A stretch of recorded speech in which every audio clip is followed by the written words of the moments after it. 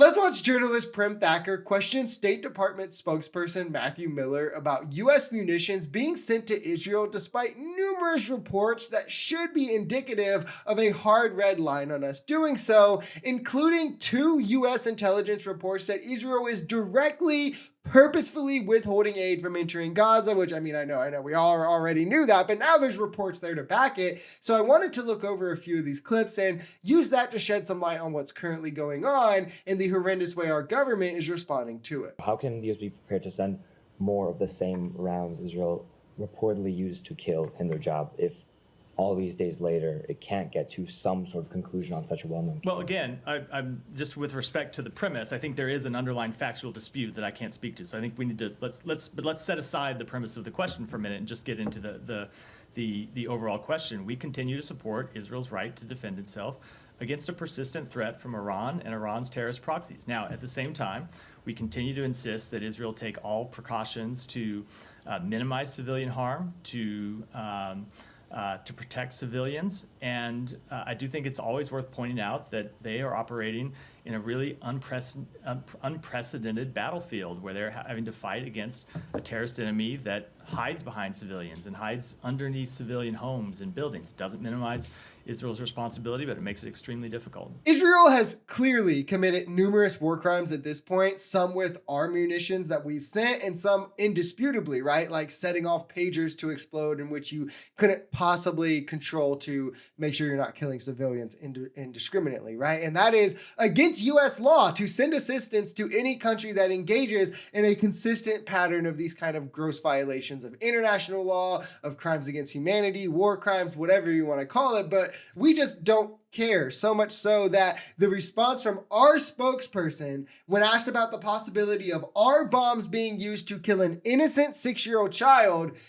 is to reaffirm that we will continue to stand with Israel. It's sickening. It's gross. It's hands down the biggest failure of the Biden administration, of Americans, of humankind, if I'm being honest. Like, we will look back on this genocide one day and we will ask ourselves, what was the world doing to stand around and watch it unfold so long? And when Israel is bombing hospitals, schools, residential buildings, and there's no sign of Hamas ever being there, or they have to lie about Hamas being there and then come out and admit that they weren't, this kind of human shield Hamas hides behind civilians kind of loses weight, because clearly they'll attack civilians without Hamas' presence being there too. The factual dispute is something that is of concern to the U.S. if it is giving weapons to a country for which it's unclear what happened when they killed civilians. Is that not kind of the point? So the factual dispute with respect to this one incident, but there are a number of incidents of civilian harm, of course. This has been a tragic war, a horrific war that has left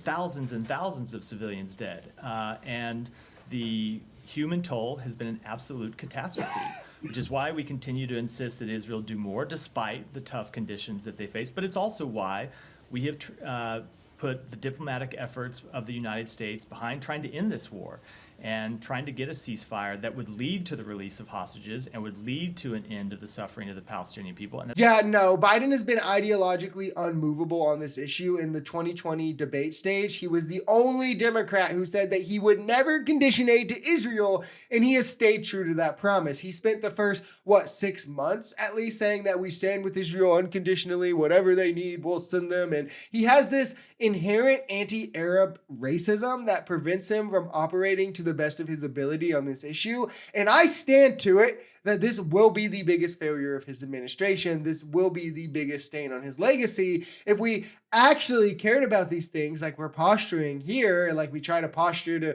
keep the far left in our constituency as Democrats, if we actually cared, we would have stuck to the red lines that we drew. I mean, remember Rafah?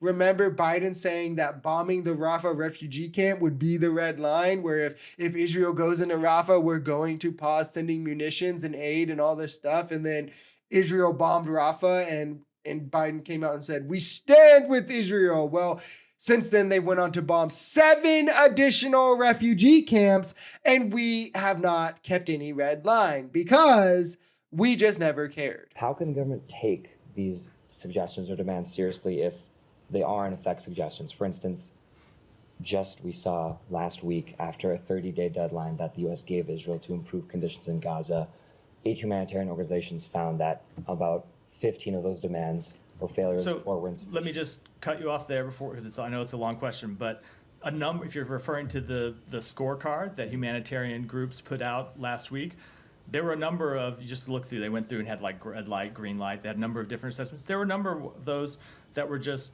factually wrong.